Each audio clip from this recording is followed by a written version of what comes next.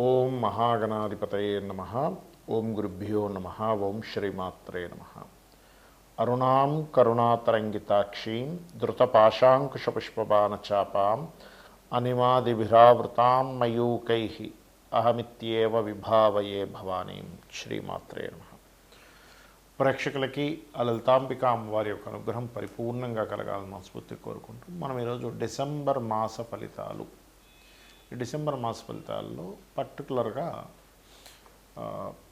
ఏ రాశి వారికి ఎలా ఉండబోతుంది అంటే, పర్టికులర్గా మీ రాశి వారికి రాశి తెలిస్తే రాశి చూసుకోండి, లేదు లగ్నం తెలుసు అనుకుంటే లగ్నం చూసుకోండి. అసలు గ్రహాలు ఏ విషయాలకి మీకు సపోర్టివ్గా ఉన్నాయి, నెగిటివ్ ట్రిగర్ చేస్తున్నాయా లేదా పాజిటివ్ ట్రిగర్ చేస్తున్నాయా అనే అంశాలు, మరియు ఏ దేవతారాధన ఎటువంటి చిన్న చిన్న రెమెడీలు చేసుకుంటే ఇబ్బంది పడకుండా ఉంటాము అనే అంశాలు మనం చెప్పుకుంటున్నప్పటికీ, చెప్తుంది నేనైనప్పటికీ కూడా చెప్పేస్తుంది సాక్షాత్ లలిత అమ్మవారిగా భావిస్తూ అసలు గ్రహస్థితి ఏ విధంగా ఉంది అని చెప్పి చూసుకున్నట్లయితే, ఫస్ట్ ఆఫ్ ఆల్ ఇక్కడ ఈ మేషం నుంచి చూసుకుంటే మీనంలో శని, కుంభంలో రాహువు, సింహరాశిలో కేతువు, అండ్ మిథునంలో మనకి గురువు, అంటే కర్కాటకంలో వక్రించుకుంటూ మిథునంలోకి వస్తున్నటువంటి గురువు.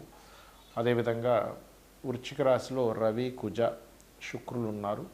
కాకపోతే ఈ కుజుడు 7వ తేదీ నుంచి మారిపోతున్నాడు. తులలో ఉన్నటువంటి బుధుడు అదే రోజు వృశ్చికంలోకి వస్తున్నాడు. రవి 16వ తేదీ ధనస్సులోకి వెళ్ళిపోతున్నాడు. రవి కుజులు ధనస్సు రాశిలో కలిసి ఉంటున్నారు. అదేవిధంగా శుక్రుడు 20వ తేదీకి మారుతున్నాడు. ఈ యొక్క గ్రహస్థితిని అనుసరించి ద్వాదశ లగ్నముల వారికి, లగ్నం తెలియని రాశుల వారికి ఏ విధంగా ఉందనే విషయం మనం తెలుసుకుందాం. ఇదన్నిటికీ స్టార్టింగ్ 1.5 మినిట్ వచ్చిందా. మిథునం వారికి కనుక చూసుకున్నట్లయితే మీ యొక్క లగ్నాధిపతి బుధుడు పంచమ స్థానంలో ఉన్నాడు. తెలివితేటలు లేనట్లయితే ఏదైనా క్రియేటివ్గా చేయడము, క్రియేటివ్ రిలేటెడ్ మూలంగా బాగా కలిసి రావడము, ఇటువంటివి కనబడుతున్నాయి. ఇక మీకు ధనాధిపతి, ధనస్థానాధిపతి ఎవరైతే ఉన్నారో ధనాన్నిచ్చే కారకుడు కొంచెం డియాక్టివేట్ అవుతున్నాడు. బట్ డోంట్ వరీ, ఓం నమ శివాయ లేదా పార్వతీదేవి యొక్క ఆరాధన లలితాహస్రనామాల్లో లేదు అంటే మీరు ఓం సంపత్కరీ సమారూఢ సింధుర వ్రజ సేవితాయే నమః అని చేసుకోండి. కమ్యూనికేషన్ రంగాల్లో ఉండేవారు కాస్త మీరు ఏదైనా ఒక, అంటే చూడండి, ఒక్కోసారి మనం కొన్ని విషయాలు అవతల వాళ్ళకి చెప్పకూడదు అనుకొని చెప్తూ ఉంటాం. ఇటువంటి విషయాల్లో, అగ్రిమెంట్ చేసే విషయాల్లో కొంత జాగ్రత్తగా ఉండండి. పర్టికులర్గా మీరు మీ యొక్క హెల్త్ విషయంలోని 7th తర్వాత, డిసెంబర్ 7th తర్వాత కొంచెం జాగ్రత్తగా ఉండండి. వీలైతే కాస్త కందులు దానము, పెసలు దానంగా ఇవ్వడం మంచిది. ఎట్ ది సేమ్ టైం 6వ స్థానంలో 2 గ్రహాలు రవి, కుజుడు కలిసి ఉన్నారు కాబట్టి కొంచెం పోటీతత్వంలో బాగా రాణించడం. 7th హౌస్లో కుజుడు వస్తున్నాడు కాబట్టి కొంత ఆఫ్టర్ 7th తర్వాత కొంత 6th lord is in 7th, 6th and 11th lord is in 7th అయినప్పుడు జీవిత భాగస్వామికి వేడి చేయడం, జీవిత భాగస్వామితో గొడవ పెట్టుకోవడం, లేకపోతే జీవిత భాగస్వామి విషయాల్లో కొంత స్ట్రెస్ అవ్వడం, లేదా మీకు మీ పార్ట్నర్స్కి తెలియని కొన్ని ఘర్షణ వాతావరణం ఉండడం అనేటువంటిది 7వ తేదీ నుంచి చూపిస్తుంది. ఇక కెరియర్ రిలేటెడ్ సంబంధించినటువంటి అంశాల్లో కొత్త ఉద్యోగ అవకాశాలు వస్తాయి, దానిలో ఎటువంటి ఇబ్బంది లేదు. వ్యాపారపరమైనటువంటి విషయాల్లో కూడా చూసుకున్నట్లయితే మీరు పార్ట్నర్స్తో మనకి వీళ్ళు సెట్గారులే, విడిపోదాం, మారిపోదాం అనేటువంటి ఎక్కువగా కనబడుతున్నాయి.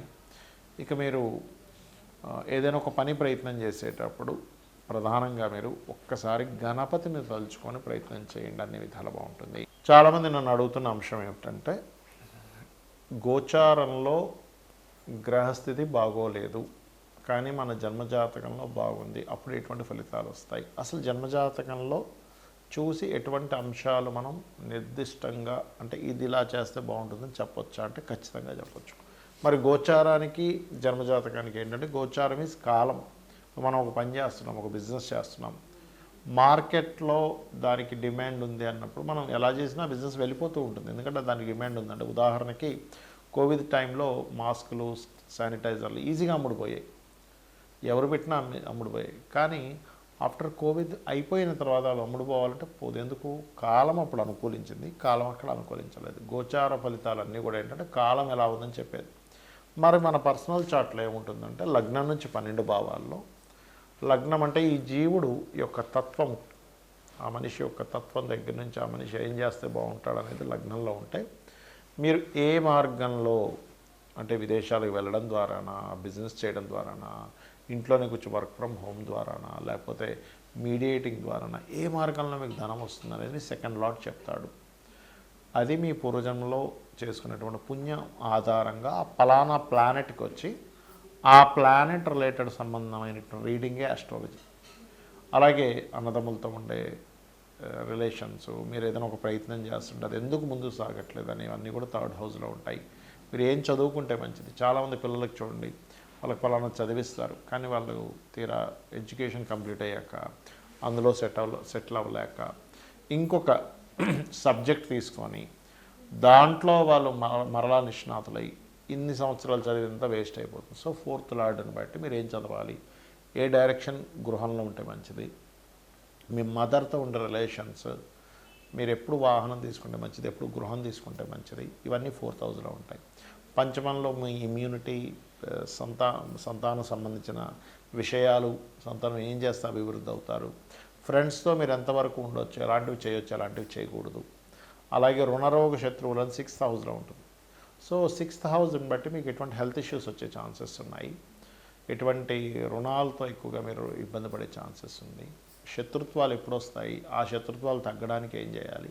సో ఎప్పుడు కూడా 6th హౌస్ డియాక్టివ్ అయిపోవాలంటే 5th హౌస్ మనం యాక్టివ్ చేయాలి ఆ రకంగా. అలాగే మరొక విషయం ఏంటంటే, అసలు చాలామంది చేసే మిస్టేక్ ఏంటంటే, అసలు ఇవాళ రేపు సొసైటీలో వివాహాలు విచ్ఛిన్నం అవ్వడానికి ముఖ్యమైన కారణం కేవలం పాయింట్స్ చూసుకొని వివాహాలు చేసేసుకోవడం. అది పూర్తిగా తప్పు. 36కి 18 వచ్చాయా చేసేస్తున్నారు, అది పూర్తిగా తప్పు. అసలు మీ పర్సనల్ చార్ట్లో పాయింట్స్ జస్ట్ 5% ప్రాధాన్యత చూపిస్తే అసలు మీ జాతకంలో ఎప్పుడు వివాహం చేసుకోవాలి, what is the right time అంటే ప్రతి వ్యక్తికి కూడా 18 to 20 ఇయర్స్ నుంచి, ఆల్మోస్ట్ కొంతమంది 16 ఇయర్స్కి అయ్యే ఛాన్సెస్ కూడా ఉన్నాయి. బట్ ఒక యుక్త వయసు నుంచి ఒక ఏజ్ వరకు అంటే ఒక 30-40 వరకు కూడా ఒక 5 times, ఆల్మోస్ట్ 3 to 5 times వాళ్ళకి వివాహ యోగం అనేటువంటిది ఫామ్ అవుతూ ఉంటుంది. అసలు అది ఏ ఇయర్స్లో ఫామ్ అవుతుంది, ఏ ఇయర్లో చేసుకోకూడని సమయాలు ఉన్నాయో తెలుపుతుంది మన జ్యోతిషాస్త్రం. అంటే ఇక్కడ ఏంటంటే, ఒక వ్యక్తి బిజినెస్ పెట్టాడు, అసలు డిమాండ్ లేనటువంటి సమయంలో బిజినెస్ పెట్టి నాకు బిజినెస్ కలిసి రాదంటే అలా మే తర్వాత మనం స్కూల్ బుక్స్ లేకపోతే బ్యాగ్స్, స్కూల్ డ్రెస్సులు అమ్ముదాం అనుకుంటున్నాం, జూన్లోనూ జూలైలోనూ. అయ్యో ఏమిటోనండి, స్కూల్ బుక్స్ అసలు ఎవడు కొనట్లేదు, బ్యాగ్స్ ఎవరు కొనట్లేదు, స్కూల్ డ్రెస్సులు ఎవరు కొనట్లేదు అంటే ఆల్రెడీ స్టార్టెడ్. నువ్వు మే ముందు అంటే జనవరిలోనూ ఫిబ్రవరిలోనూ అమ్మితే నువ్వు కొంటారు. అలాగే నీ పర్సనల్ చార్ట్లో ఎప్పుడైతే నీకు వివాహం చేసుకునే యోగం ఉంది, ఎవరితో చేసుకుంటే బాగుంటుంది, నీ జన్మజాతకంలో ఏమైనా 2 మ్యారేజ్ యోగాలు ఉన్నాయి, దానికి నువ్వు ఎటువంటి పరిహార మార్గం చేసుకోవాలి, ఎటువంటి పర్సన్ నీకు ఖచ్చితంగా వస్తారు, దాన్ని నువ్వు యాక్సెప్ట్ చేయాలి. అగ్రెసివ్గా ఉండేవాళ్ళ, సున్నితంగా ఉండేవాళ్ళ, మనీ మైండెడ్, కాస్త ఎక్కువ తెలివితేటలు ఉండేవాళ్ళ, అబద్ధాలు చెప్పి అన్నీ వస్తుంది అందులో. సో అది నువ్వు యాక్సెప్ట్ చేయాలి. అలాగే అదొకటే కాకుండా వృత్తి కానివ్వండి, వ్యాపారం కానివ్వండి, ఇన్వెస్ట్మెంట్స్ కానివ్వండి, విదేశాలకు వెళ్ళడం కానివ్వండి, ఇలాంటి అన్ని అంశాలు కూడా చాలా స్పష్టంగా మనం ఇందులోకి వెళ్తే ఈ పని చేస్తే హ్యాపీగా ఉంటాము. ఎందుకంటే ఫైనల్గా అందరికీ కావాల్సింది హ్యాపీనెస్. సో హ్యాపీగా ఉంటామనేటువంటి విషయాన్ని నువ్వు దేన్ని యాక్సెప్ట్ చేయాలి, నీ పూర్వజన్మ కర్మ ఏమిటి,